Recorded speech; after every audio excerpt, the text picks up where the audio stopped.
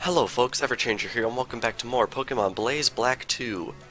Last time, we ventured out into Undella Bay, and we captured ourselves a very special Jellicent. And, on this episode of Pokemon Blaze Black 2, I have a little bit of an announcement regarding the series.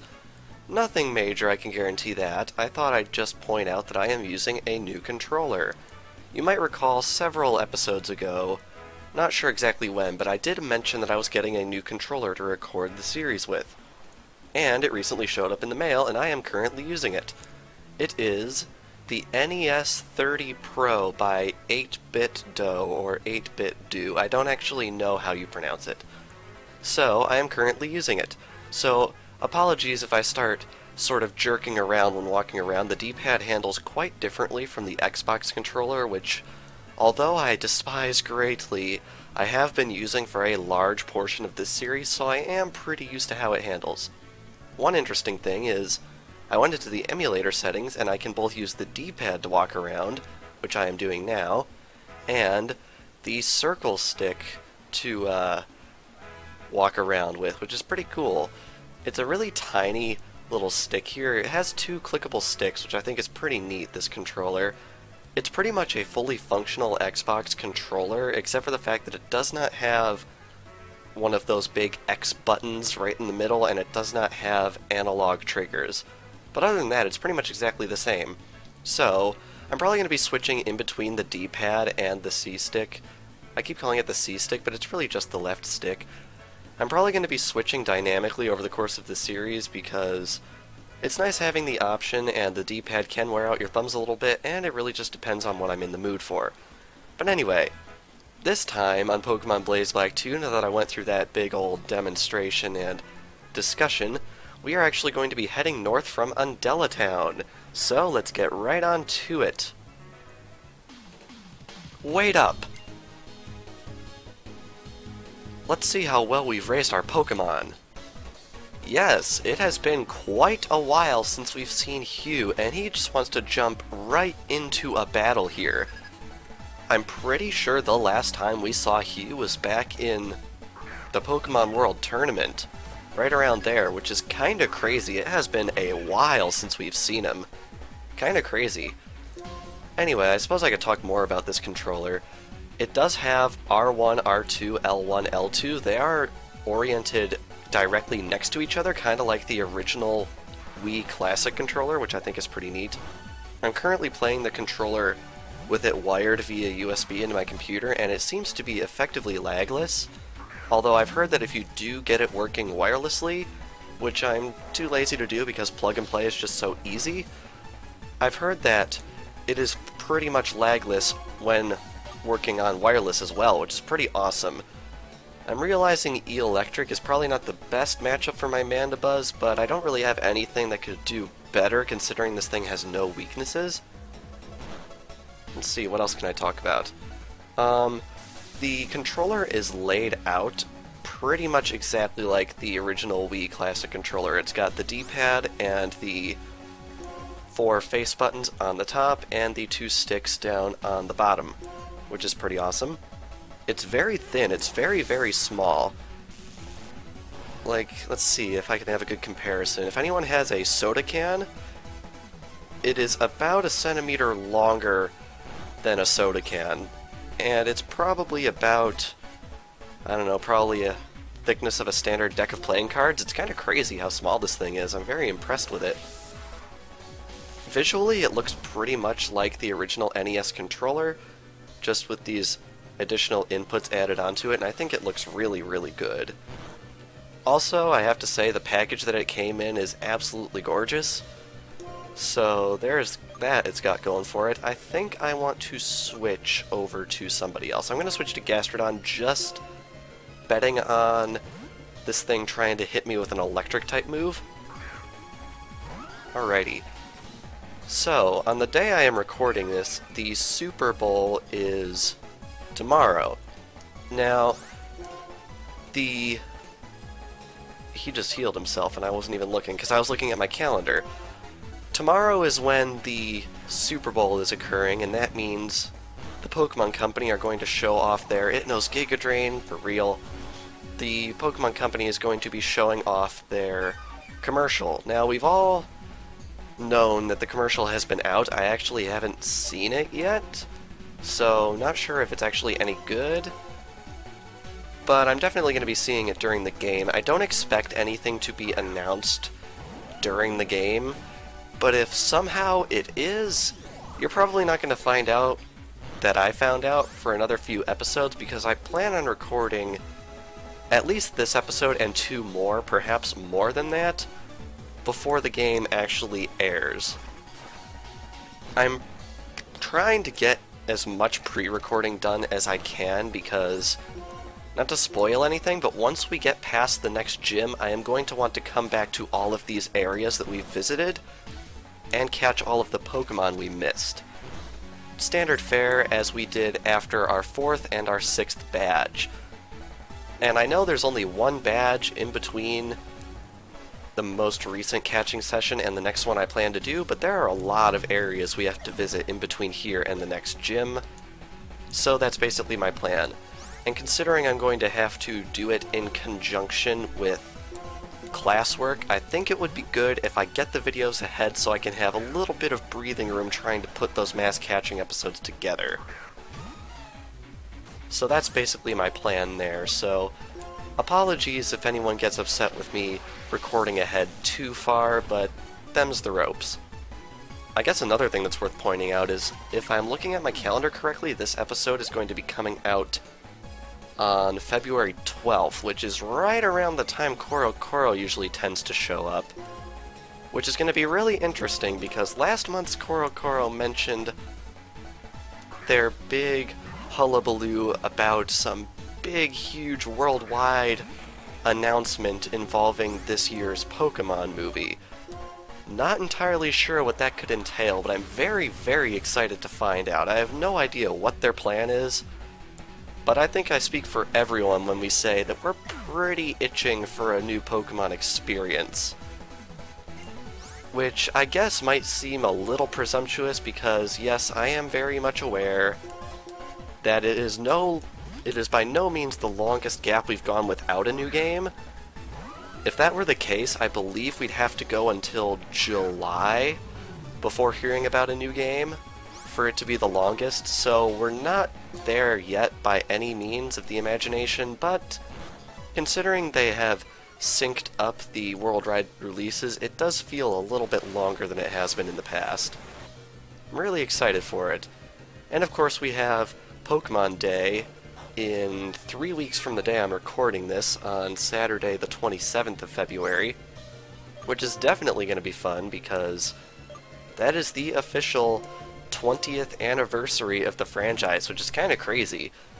I'm also realizing that Hugh is putting up quite a bit of a fight here. It's making me a little nervous.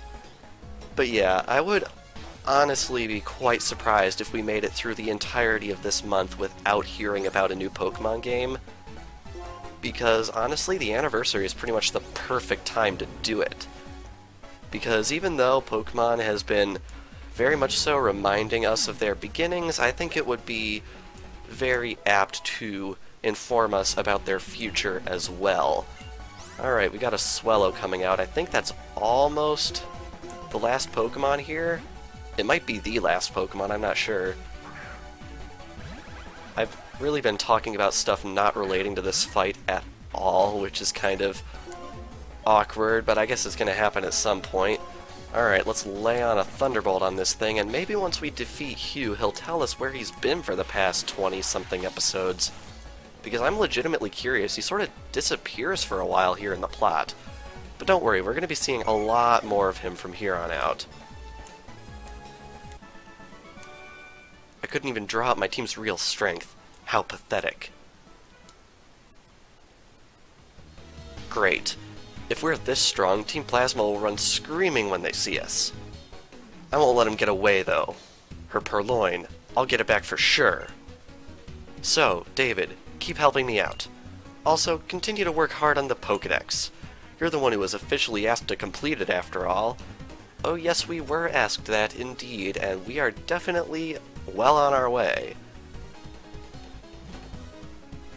And onwards he goes. So now I think it would be best if we went back to the Pokemon Center and healed. And right here we have a medal. It is the Wonder Rider medal. Now I'll be honest, I already knew I was going to be getting this thing because I was testing out running around with the controller earlier without saving, of course, and I did come into the Pokemon Center and speak to our Mr. Metal guy. So I did know that we were getting the Wonder Rider medal. I'm pretty sure that is earned for saving, I want to say 100 times? Something like that. I'd believe it. We've definitely been able to save that much. Do you actually have anything for me? No. The longest road in Unova. I heard it's Route 13. Yes, this route we are heading out to is Route 13, and it is very long. So I think what we're going to do is we are going to explore for probably about 10 more minutes, and then we are going to be splitting this route into 2 parts, because this route is very, very big.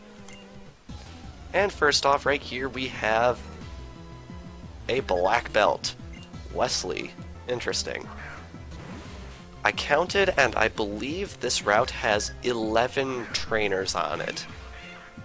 That's pretty crazy, so I don't think we are going to want to try and do all of those in one episode, because we'll be here for quite a while if we do, especially considering we just had a rival battle that lasted about 10 minutes. Alrighty, so we got a Stealth Rock coming out right here. We're going to have to keep that in mind, but I think Surf is going to bring this thing down quite quickly. Alrighty. I'm really liking playing with this controller. It feels a lot more Nintendo-y, as you might imagine, compared to the Xbox controller, which is very nice. And of course we have an explosion coming out of the opponent's side. Does a little less than half, which I appreciate. And next up we have Poliwrath, so I think we are going to want to bring out Magnezone for this one. Okay.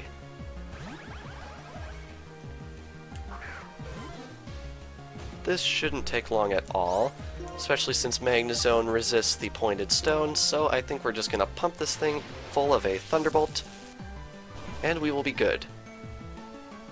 Now I suppose there's another thing I can mention. Anyone who is not in the know might not realize that there is a giveaway going on right now of Mew at GameStop in the United States. I'm pretty sure that there are other retailers in other countries handling it over there, but over here it is GameStop, so if you want a free Mew for your Generation 6 Pokemon game, all you have to do is head into the GameStop and ask the clerk for a serial code for Mew.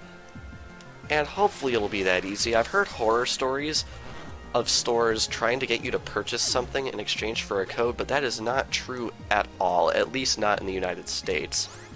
So if they try and screw you on that part, try not to let them have their way with that, because you don't need to buy anything. In fact, if the clerk is super nice, they might actually give you more than one, although my personal policy on that is don't request more than one unless they offer it. Luckily, there are multiple GameStops in my area, so I simply went to one, received a card, and then went to the other one, and was asked how many I wanted, and I asked for 3, so now I have 4 for all of my games, which is very nice. Luckily, the next serial code will not be until May, and I believe that is for Darkrai, if I'm not mistaken. Let's see, what do we got right here? Route 13, and we got Shaken Grass. What could this possibly be? As you might expect, it was an Audino, because of course it is. Now, is there a hidden item right here, or is it up on the beach? I think it's up on the beach. Oh, this is new. Neat. This is Solrock, a psychic rock Pokemon based on the sun. It's pretty interesting, although as far as I know it's not very good. It simply is another one of those Pokemon that exists to show off the double battle mechanic, which doesn't make much sense because when it appears with its counterpart, which as far as I can remember we have not yet seen, it doesn't actually get any buffs, so I think we're just going to try and catch it.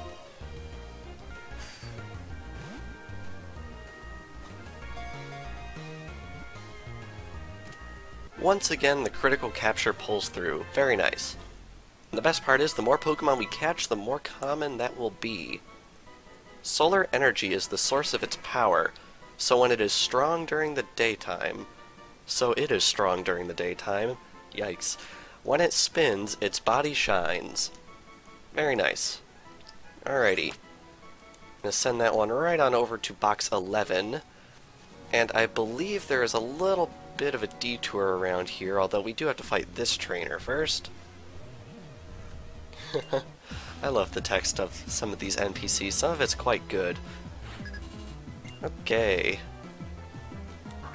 Interestingly enough, this person only has 2 Pokemon, which strikes me as a little bit odd for this hack. Usually, trainers pack like 4 or 5 Pokemon apiece in this hack, so seeing someone with as few as 2 is a little odd, to be honest. Ooh, and it's got Ice Beam. That's gonna hurt. And of course we're frozen. How lucky. Can we defrost, please? No? Brilliant. Yikes, okay. Freeze almost never happens. It's quite frustrating. I think the highest chance of it occurring on any given move is like 10%. And I guess we just got super unlucky, especially since it's effectively random when it'll wear off. And it's not like Sleep, where it's guaranteed to wear off after a certain point. I'm pretty sure Freeze can technically last forever. But luckily we got lucky and thawed out on turn, I want to say 3. And Vanillish is almost down, and considering we outspeed it, I think, we should be good. Yes, we are. Very nice. Alright. Get a little bit of experience for that, and up next we have Scrafty. Alright, I think I am safe to keep Mandibuzz in here. We're going to be taking a little bit of hail damage, but I'm pretty sure we're going to survive for the 2 turns we need to execute Fly. We avoid High Jump Kick, and we get huge recoil on the opponent's side, which definitely helps us out, and Fly brings down Scrafty. Very nice. I don't think that could have possibly gone better, especially given the hail stopped. Okay. Awesome. Alrighty. Now, as you can see, the beach does wrap around that way, which we're going to want to keep in mind. Trainer tips. Change your type on the trainer card to change how other players see you. You'll look different to others in the Union Room and Tag Log. Match it with your introduction or character to show your individuality. Interesting feature if you are going for some multiplayer aspects of the game, but of course we are not, so it really makes no difference as to what trainer class we consider ourselves to be. Right over here we have a free Max Repel, very nice. And I think right up here is a little bit of a detour in the route, but first off, let's see what this Shaking Grass will provide us. Been there, done that. Alrighty, and looks like we get the counterpart Pokemon to Solrock in the very same episode. Very nice. This is Lunatone. Also Rock and Psychic type, also introduced to show off the double battle mechanic. I keep going over to Pokemon. I am not pressing left and going right, I can guarantee that. I'm just derping out and going over to Pokemon for some reason. Anyway, not much to say about this one, pretty much, so let's catch it.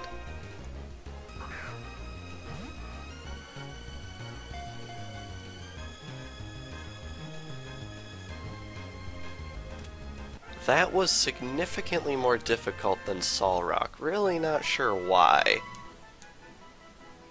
The phase of the moon apparently has some effect on its power.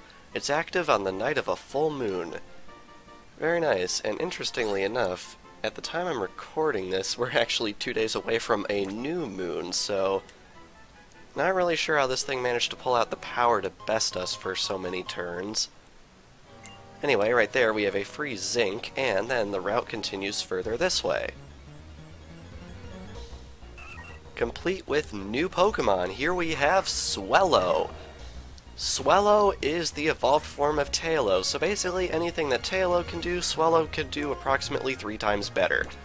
I keep going over to Pokemon, I have no idea why, it must be some odd reflex. Anyway, let's try and catch it.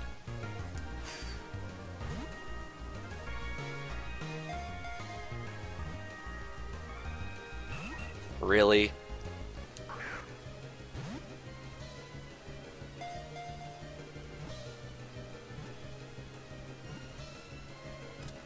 There we go, sheesh. That one put up quite a bit of a fight as well. Maybe I'm just losing my touch. It circles the sky in search of prey. When it spots one, it dives steeply to catch the prey. Very neat. Anyway, send that one over to the box, and we're just a little bit closer to completing our Pokédex. Had a repeat there, no big deal.